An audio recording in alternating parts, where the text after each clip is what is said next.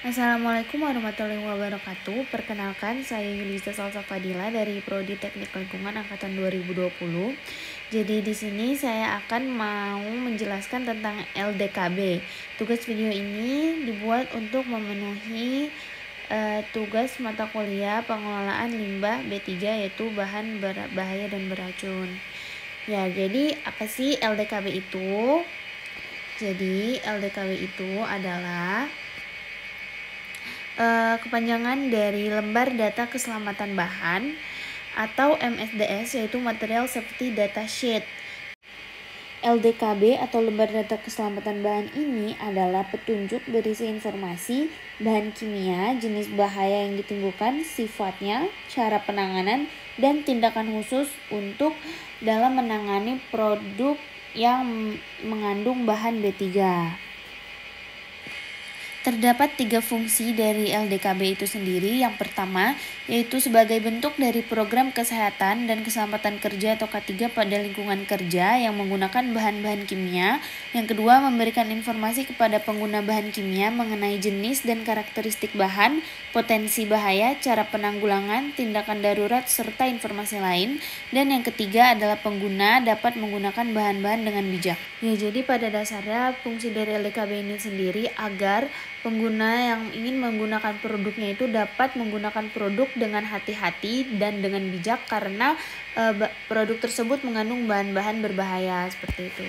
Kemudian ada 16 poin dari LDKB ini sendiri. Yang pertama ada identitas bahan dan nama perusahaan, komposisi bahan, identifikasi bahaya, tindakan P3K, tindakan penanggulangan kebakaran, tindakan mengatasi tumpahan dan kebocoran, penyimpangan dan penanganan bahan,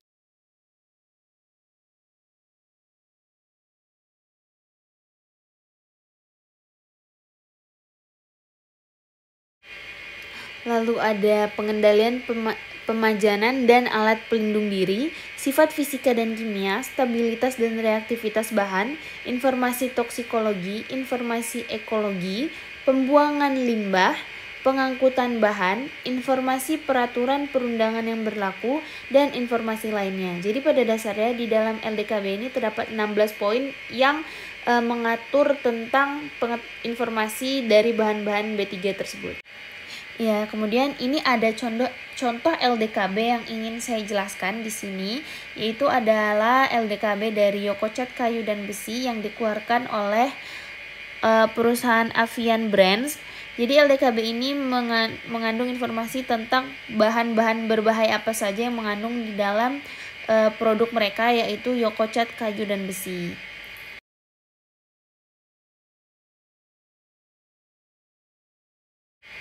Ya, jadi ini tampilan awal dari LDKB Yokocat Kayu dan Besi. Bisa dilihat di poin pertama ada deskripsi produk dan perusahaan. Ya, bisa dilihat di sini ada nama produk, identifikasi lainnya, deskripsi produk, tipe produk, jenis penggunaan, pembuat atau pemasok, dan nomor telepon darurat.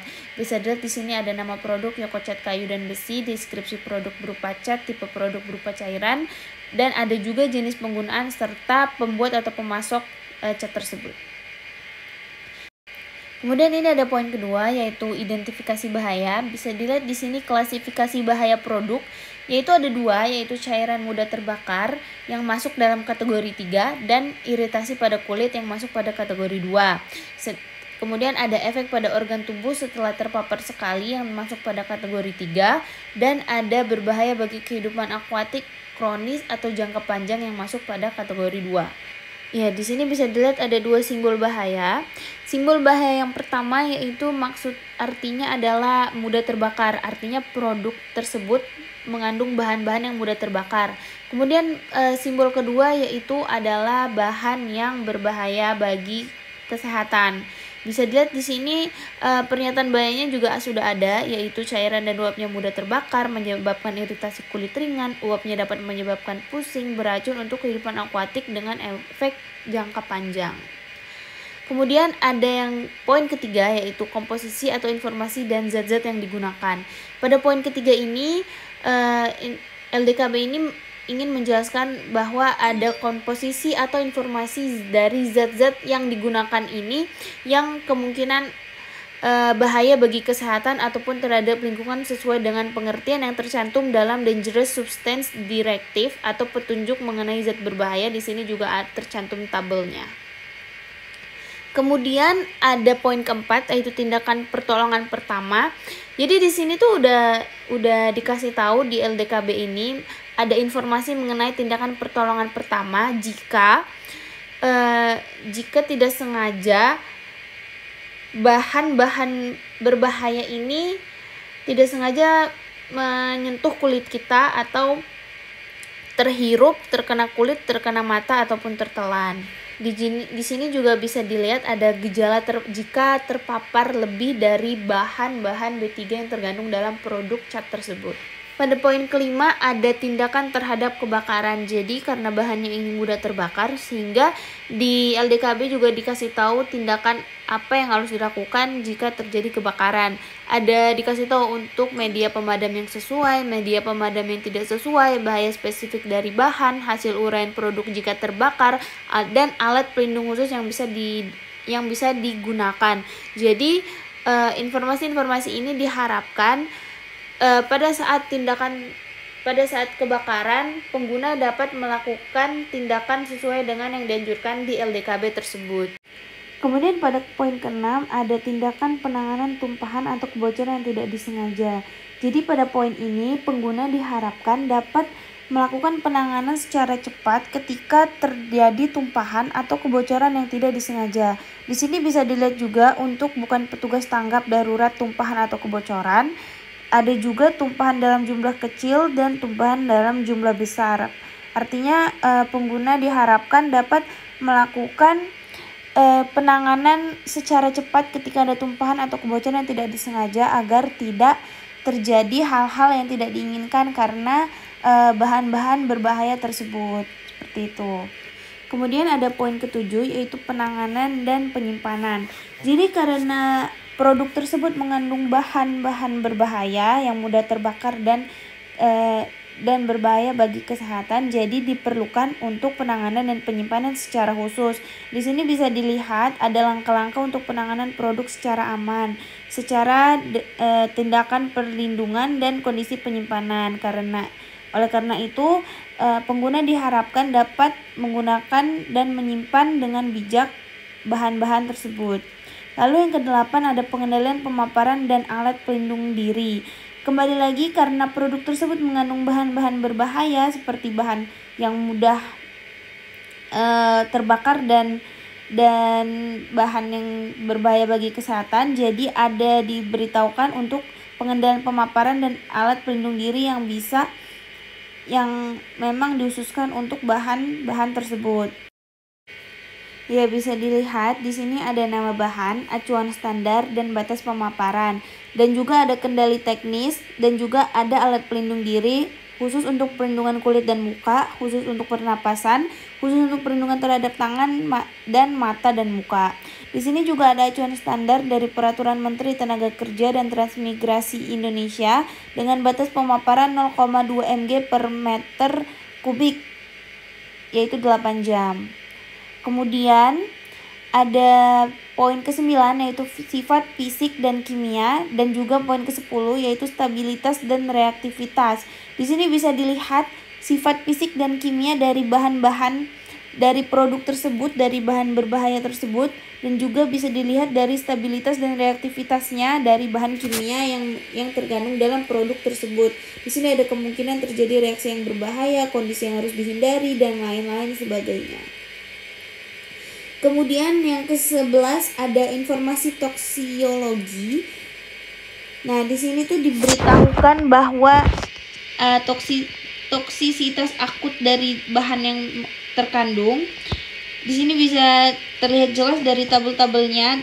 Terus ada gejala yang berhubungan dengan sifat fisik, kimia, dan juga toksiologi jika terkena mata, terhirup, terkena kulit, dan tertelan. Dan lain-lain sebagainya. Nih juga ada efek tertunda dan efek secara langsung. Ya, kemudian poin ke-12 yaitu informasi ekologi, dan poin ke-13 yaitu informasi cara pembuangan. Jadi karena di sini mengandung bahan berbahaya, jadi ada penanganan khusus dalam cara pembuangannya. Di sini sudah diberitahukan untuk jangan dibiarkan masuk ke saluran pembuangan atau aliran air dan lain sebagainya. Di sini juga bisa dilihat ya informasi ekologinya. Kemudian poin selanjutnya untuk poin ke-14 dan ke-15 yaitu informasi transportasi dan informasi mengenai peraturan. Sekali lagi karena produk tersebut mengandung bahan-bahan berbahaya, jadi pastinya ada penanganan khusus dalam berbagai macam kegiatan yang mengandung dengan produk tersebut. Di sini ada informasi transportasi. Diberitahukan bahwa secara umum bahan cair mudah terbakar dan juga tidak baik untuk kehidupan akuatik. Kelas bahaya pengangkutannya juga termasuk kategori 3. Di sini juga dikasih tahu klasifikasi transportasi bisa berbeda-beda berdasarkan ukuran wadah dan juga berdasarkan peraturan daerah atau negara setempat.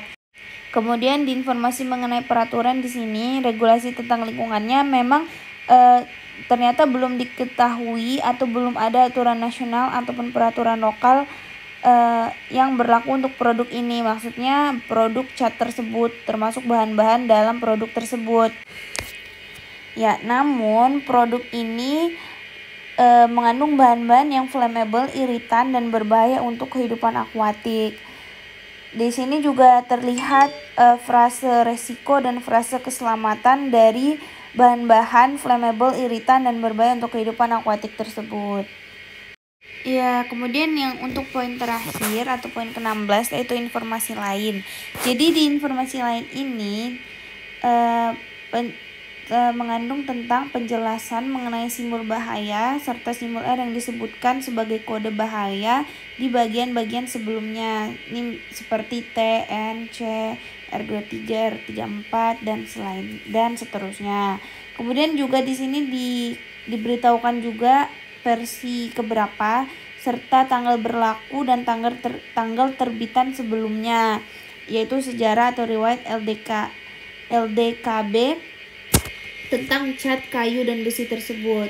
Di sini juga diberitahukan kepada pembaca dan pengguna bahwa informasi yang diberikan bertujuan sebagai pedoman dalam hal penanganan, penggunaan, pengolahan, penyimpanan, pengangkutan, pembuangan limbah, dan tidak untuk dianggap sebagai jaminan ataupun spesifikasi kualitas.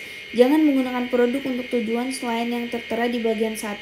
Penggunaan bertanggung jawab untuk mematuhi, menjalankan, dan mengikuti peraturan dan undang-undang lokal yang berlaku.